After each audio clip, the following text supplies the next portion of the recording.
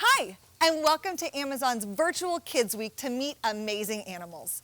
My name is Kelly, and I'm an animal keeper here at the Woodland Park Zoo, a community partner with Amazon right here in Seattle. Today, we're going to be meeting some amazing bears to learn how we care for them here in our zoo and in the wild. Hello, I'm Susan. I'm one of the zookeepers here at Woodland Park Zoo, taking care of the Northern Trail. And behind me are Kima and Denali, our grizzly bears. These twin boys are 26 years old. They were born at Washington State University, where they have a small population of bears for a long-term nutritional study, and they came here to live at the zoo when they were a year old. The two of them get along really well together because they've always lived together for their whole lives and because we don't have any females here. Normally in the wild, the only time that you would see bears together is when we had a female with cubs. And the way that you can tell them apart is by their coloration. They're just a little bit different. Their faces are a little bit different.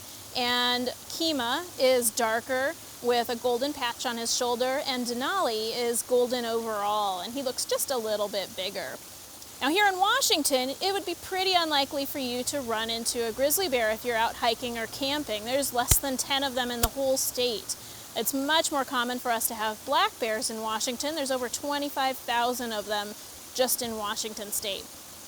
I'm calling these boys grizzly bears, but you may also have heard them referred to as brown bears or Kodiak bears. Those are all names for the same species, but they're different subspecies, meaning that they're different populations that live in different areas, and they have slightly different diets as well. Grizzly bears are opportunistic omnivores. Omnivore means that they eat both plant matter as well as meat, and opportunistic means they take advantage of where they can find food. So depending on the season, they may eat different things. Early in the spring, they're going to be eating fresh plant shoots as they're coming up. In the summer, they're going to be feeding on a lot of berries. And then in the fall, they're going to be eating spawned out salmon. They'll find, they scavenge most of the meat that they eat, but they will occasionally catch and kill something on their own. But here in Washington, in fact, for grizzly bears, they eat about 90% plant material. So the vast majority of their diet in the West is going to be plants. And they have great sense of memory and an incredible sense of smell. So if they've smelled food in an area, or if they've been successful finding food in one place, then they're going to come back to that area and look for it again. And we can learn to coexist with bears by doing two things. The first thing we can do is don't feed bears, either intentionally or unintentionally. So if you're camping or hiking and you want to be sure to stay away from bears, one of the things that you can do is to be really careful to secure your food. So use bear-resistant containers or lockers that are provided at campgrounds to secure your food, or you can also suspend your food up in a tree at least 10 feet above the ground and 4 feet away from the trunk to keep it safe from the bears.